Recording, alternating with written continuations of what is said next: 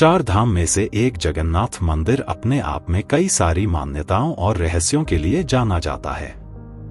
ओडिशा के तटवर्ती शहर पुरी में स्थित यह विश्व प्रसिद्ध मंदिर भगवान विष्णु के अवतार श्री कृष्ण को समर्पित है। मान्यता है कि भगवान जगन्नाथ के दर्शन करने से सारी मनोकामनाएं पूर्ण हो जाती हैं और सारे पाप धुल जाते हैं। 800 साल से भी ज्यादा पुराने इस पवित्र मंदिर से जुड़ी ऐसी कई रहस्यमय और चमत्कारी बातें हैं जो आश्चर्यचकित कर देती हैं, जिनका जवाब विज्ञान के पास भी नहीं है। तो आइए जानते हैं उन चमत्कारी रहस्यों के बारे में। लेकिन हाँ, चैनल पर पहली बार आए हैं तो इसे सब्सक्राइब जरूर कर ले, ताकि ऐसे ही जानने लायक वीडियो हम आप तक पहुंचाते रहे। और वीडियो अच्छा लगे तो इसे लाइक करें और कमेंट में जय जगन्नाथ जरूर लिखें। दर्शकों, मान्यता है कि जब भगवान श्री कृष्ण ने अपना देह त्याग किया तो उनका अंतिम संस्कार किया गया था।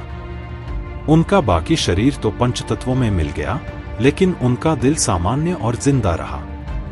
कहा जाता है कि उनका दिल आज भी सुरक्षित है और यह दिल भगवान जगन्नाथ की मूर्ति के अंदर स्थापित है और वह आज भी धड़कता है। हर 12 साल बाद जगन्नाथ मंदिर में भगवान जगन्नाथ, बलभद्र और उनकी बहन सुभद्रा की मूर्ति को बदला जाता है। जब भी इन मूर्तियों को बदला जाता है, उस समय पूरे शहर की बिजली बंद कर दी जाती है।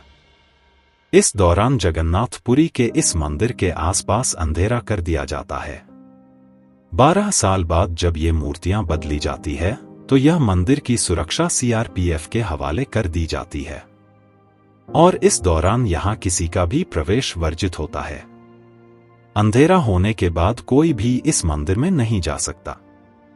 इन मूर्तियों बदलने के लिए सिर्फ एक पुजारी को मंदिर में जाने की अनुमति होती है और उसके लिए भी पुजारी के हाथों में दस्ताने पहनाए जाते हैं और अंधेरे के बावजूद आंखों में पट्टी बांधी जाती है ताकि पुजारी भी मूर्तियों को ना देख सके। पुरानी मूर्ति से जो नई मूर्ति बदली जाती है उसमें एक चीज वैसी की वैसी ही रहती है, वह है ब्रह्मा पदार्थ। इस ब्रह्मा पदार्थ को पुरानी मूर्ति से निकालकर नई मूर्ति में डाल दिया जाता है। तो आइए जानते हैं क्या है ये ब्रह्मा पदार्थ। ब्रह्मा पदार्थ को लेकर यह मान्यता है कि अगर इसे किसी ने भी देख लिया तो उसकी तुरंत मौत हो जाएगी और इस ब्रह्मा पदार्थ को श्री कृष्ण से जोड़ा जाता है। बहुत से पुजारियों का कहना है कि मूर्तियां बदलते समय जब वह ब्रह्मा पदार्थ को पुरानी मूर्ति से नई मूर्ति में डालते हैं तो उन्हें कुछ उछलता हुआ सा महसूस होता है। उन्होंने कभी भी उसे देखा नहीं, लेकिन उसे छूने पर वह एक खरगोश जैसा लगता है जो उछल रहा होता है। इसके अलावा जगन्नाथ मंदिर का सबसे बड़ा रहस्य ये है कि इसके शिखर पर स्थित ध्वजा हमेशा हवा की विपरीत दिशा में लहराती है। वैसे आमतौर पर दिन के समय हवा समुद्र से धरती की तरफ चलती है और शाम को धरती से समुद्र की तरफ चलती है, लेकिन आपको जानकर हैरानी होगी कि यहाँ यह प्रक्रिया उल्टी होती है। अब ऐसा क्यों है, ये रहस्य आज तक कोई भी नहीं जान पाया।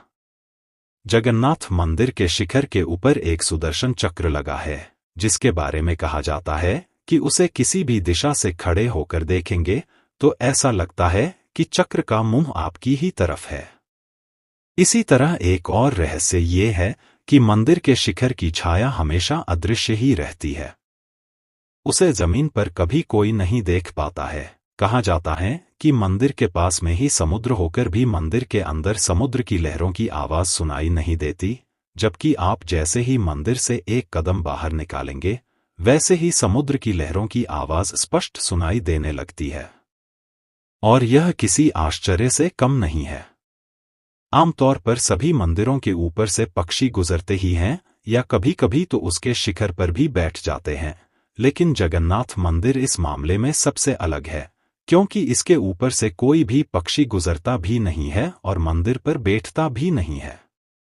इस पर कहा जाता है कि गरुड़ पक्षी, जिन्हें पक्षियों का राजा माना गया है, वह खुद भगवान की देखरेख करते हैं।